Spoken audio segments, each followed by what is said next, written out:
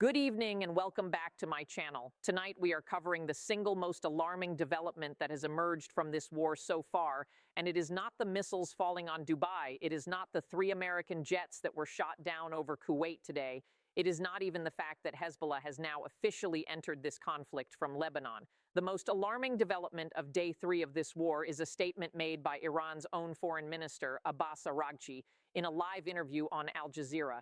He said, and I want you to hear this clearly, that Iran's military units are now independent and somehow isolated, and they are acting based on general instructions given to them in advance. He said the attack on the port of Oman was not their choice. He said they had already told their armed forces to be careful about the targets they choose, but the armed forces are not listening. Let that sink in. The Iranian government has lost control of its own military, the most powerful armed force in the Middle East, a force with ballistic missiles that can reach every capital in the region, a force with hundreds of thousands of soldiers, a force with proxy armies spread across a dozen countries, is now operating without a human being alive who can stop it. This is day 3 of Operation Epic Fury, the war that began when the United States and Israel launched their massive coordinated strike on Iran on Saturday, February 28, 2026, killing Supreme Leader Ayatollah Ali Khamenei inside his own compound in Tehran, has now entered a phase that military planners never fully gamed out. The decapitation strategy worked. The US and Israel killed Khamenei. They killed Iran's chief of staff Abdolrahim Mousavi. They killed IRGC commander Mohammad Pakpour. They killed Defense Minister Aziz Nasirzadeh. They killed Ali Shamkhani, Secretary of the Supreme Defense Council. They killed Mohammad Shirazi, head of the Supreme Leader's military office. They killed the head of Iran's Intelligence Emergency Command. They killed the head of Iran's Nuclear Research and Innovation Organization. In the first 48 hours of this war, the United States Central Command confirmed that the IRGC no longer has a headquarters. Every person who could give that organization a political order to stop firing is either dead or in hiding. And the machine they built, the machine designed to keep fighting even if everyone at the top was killed, is now running exactly as it was designed to run, on its own, without oversight, without restraint, and without any possibility of a ceasefire order reaching the units in the field. To understand why this is so uniquely dangerous, you have to understand what the IRGC actually is. Most media coverage treats the IRGC as simply Iran's military. It is not. It is something far more complex and far more difficult to defeat. The IRGC was created after the 1979 Islamic Revolution specifically to protect the supreme leader and the Islamic political system, not the state of Iran, not its people, not its borders, but the Islamic Republic as an ideological entity. It has its own ground forces, its own navy, its own air force, its own intelligence division, its own covert operations branch called the Quds Force, and its own volunteer and internal security arm called the Basij. It controls a private economic empire worth hundreds of billions of dollars, including construction companies, ports, telecommunications networks, and dozens of other businesses. And crucially, Khamenei had already granted the IRGC special powers to act as an independent organization in exactly the scenario that has now come to pass, the scenario where the supreme leader is gone. Iran's military doctrine for this exact situation has a name. It is called the Decentralized Mosaic Defense. It was fully activated on the morning of February 28th. Under this doctrine, the IRGC splits into 31 autonomous units, one for Tehran and one for each of Iran's 30 provinces. Each unit operates as a completely independent military force. Provincial commanders have total authority to launch missiles, deploy drones, conduct guerrilla raids, and make tactical decisions without waiting for any approval from Central Command. The doctrine was tested in February during military exercises in the Strait of Hormuz called Smart Control Drills, where fast attack craft swarmed the Strait and electronic warfare systems blinded radars, all without central coordination. The system proved it works. And now, with Central Command literally destroyed by US and Israeli airstrikes, the system has activated for real. 31 independent IRGC units, operating simultaneously across Iran and through proxy networks across the entire Middle East, each making its own decisions, each pursuing the same preset objective: to make this war as costly as possible for the United States, Israel, and every country that hosts American military personnel. This is why the missiles have not stopped. This is why wave after wave after wave keeps coming, despite the fact that the US has struck over 1,000 targets inside Iran, despite the fact that Iran's navy has been largely destroyed, despite the fact that the Israeli Air Force dropped more than 1,200 munitions across 24 of Iran's 31 provinces in the first 48 hours alone. You cannot stop a decentralized system by hitting its center. The center is already gone. The units in the field do not need the center. They were built to fight without it. Now let's look at what this leaderless IRGC machine has done specifically on day 3, because today's developments are unlike anything we have seen in the first 2 days. 3 American F-15E Strike Eagle fighter jets were shot down over Kuwait. This was not from Iranian fire. Kuwait's own air defense systems, in the chaos and confusion of simultaneously tracking Iranian ballistic missiles, Iranian drones, and American aircraft all in the same airspace at the same time, mistakenly locked onto and fired at the U.S. jets. All 3 aircraft went down. Video footage verified by Reuters showed a U.S. warplane spiraling to the ground over the Al Jarrah area of Kuwait, with a parachuting crew member visible. All 6 crew members ejected safely and were recovered. But the significance of this incident is enormous. When the sky above a single Gulf state is so saturated with missiles and aircraft from multiple directions that allies start shooting each other down by mistake, you are no longer in a controlled military environment. You are in chaos. And chaos is exactly where miscalculations that start world wars are made. On the same day, Hezbollah officially entered this war. Iran's most powerful proxy force, based in Lebanon, launched rocket and drone attacks on an Israeli military base near Haifa in northern Israel. Hezbollah confirmed its responsibility and called the attack a direct response to the killing of Khamenei. Israel immediately retaliated with airstrikes across Lebanon, hitting Hezbollah strongholds in Beirut's southern suburbs, killing at least 31 people and wounding 149 more. The Israeli Defense Forces declared that Hezbollah has, in their words, joined the campaign and is now a full combatant in this war. Israel struck Beirut. It killed Hezbollah's intelligence headquarters chief. Israeli Defense Minister Israel Katz publicly named Hezbollah's Secretary General Naim Qassem as a marked target for elimination. Lebanon's government, which has desperately tried to stay out of this conflict, held an emergency session and ordered Hezbollah to stand down and surrender its weapons. Hezbollah is not listening to the Lebanese government any more than the IRGC is listening to Tehran's temporary council. The Lebanese front is now open. Iraq's Shia militias simultaneously intensified their own operations. The Islamic resistance in Iraq launched 23 drone attacks against U.S. bases inside Iraq since the early hours of Monday morning alone. The militia group Saraya Awliya al-Dam claimed a drone attack targeting U.S. troops at Baghdad International Airport. Explosions were reported near the U.S. consulate in Erbil in northern Iraq. A pro-Iran group called the Guardians of the Blood Brigade claimed attacks on a U.S. base near Baghdad. A U.S.-flagged oil tanker, the Stena Imperative, was struck by Iranian drone or missile fire in the port of Bahrain, starting a fire that forced a full crew evacuation.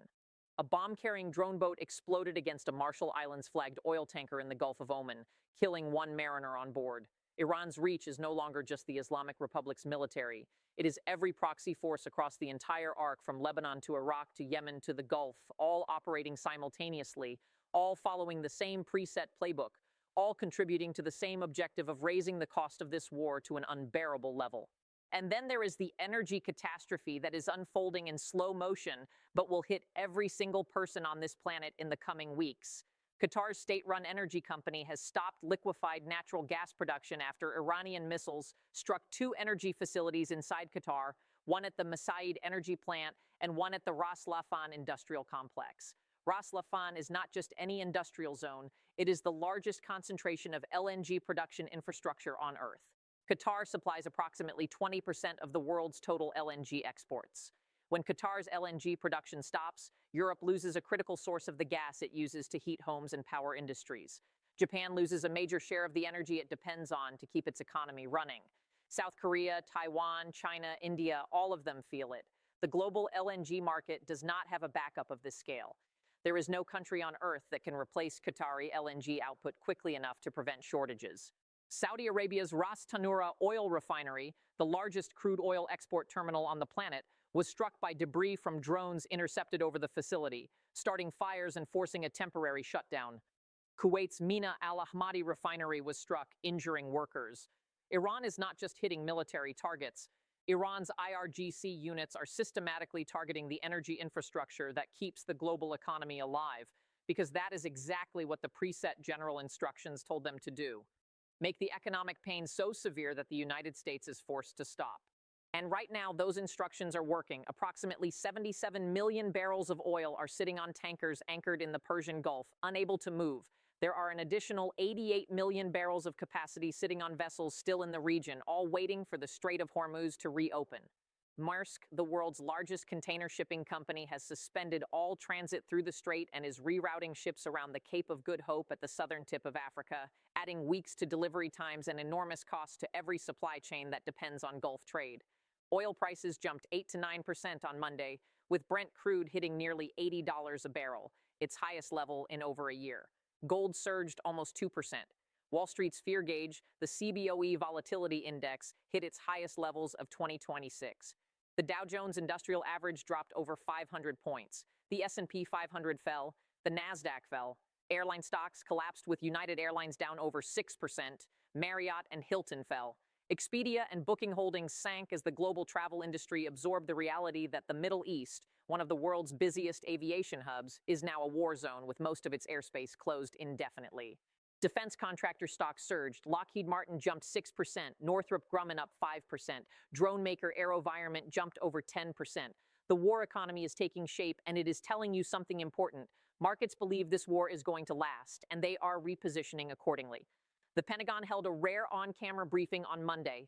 Defense Secretary Pete Hegseth stood at the podium and said the mission of Operation Epic Fury is clear: destroy Iranian military threats and nuclear capabilities. He said this is not a regime change war, though he noted the regime has certainly changed. He confirmed that additional U.S. forces are being deployed to the Middle East.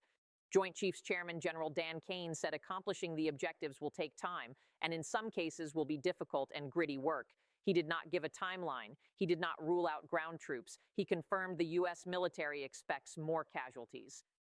President Trump himself said the operation could continue for 4 to 5 more weeks.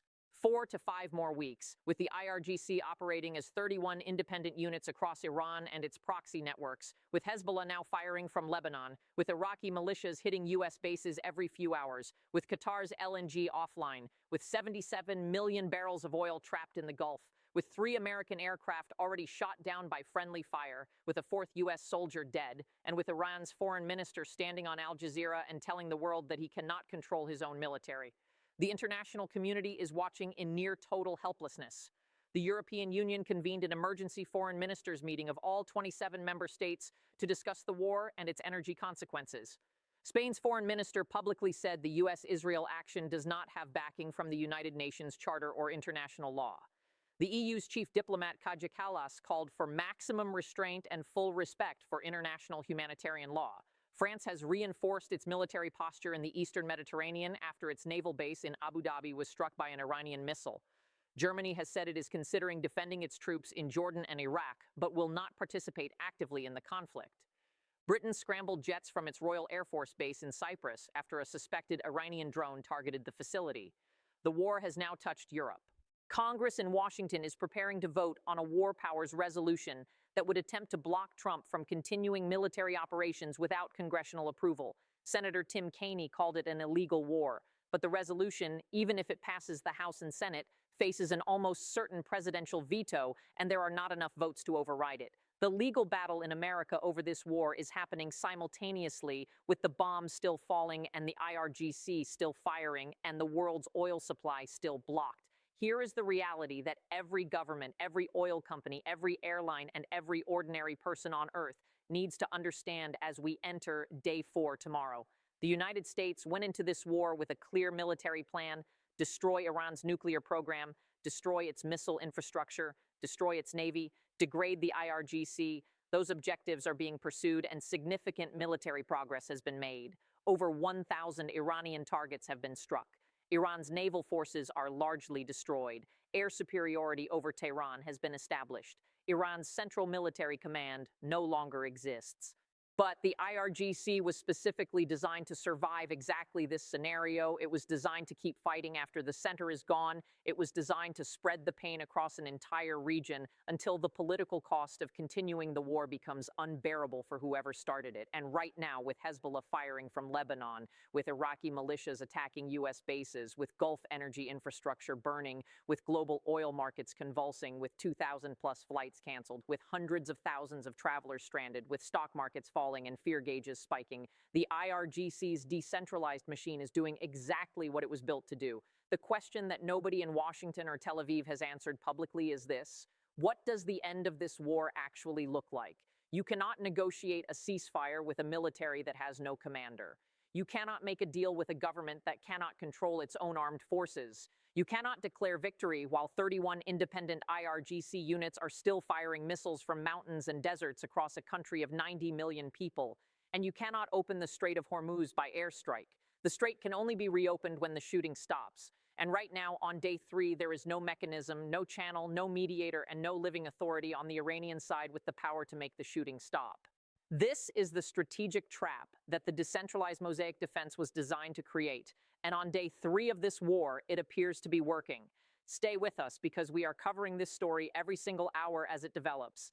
This is the most consequential conflict in decades, and you need to understand exactly what is happening and exactly what comes next. Now, I want to hear from you. A. With the IRGC now operating as 31 completely independent units that no political authority can stop, do you think the United States has a realistic path to ending this war in 4 to 5 weeks, as Trump claims, or is this the beginning of a conflict that could last years? B. Iran's foreign minister admitted his government cannot control its own military and that the Oman attack was not their choice. So if innocent countries are being hit by an out-of-control Iranian military, should the Gulf states take direct military action against Iran to defend themselves, or does that risk making everything even worse? C. With Qatar's LNG offline, 77 million barrels of oil trapped in the Gulf, and global energy markets already in shock, do you believe the world economy is heading toward a full recession triggered by this war? Drop your answer in the comments right now, hit subscribe because we cover every major development the moment it breaks, and share this video with someone who needs to understand what is really happening in the world today.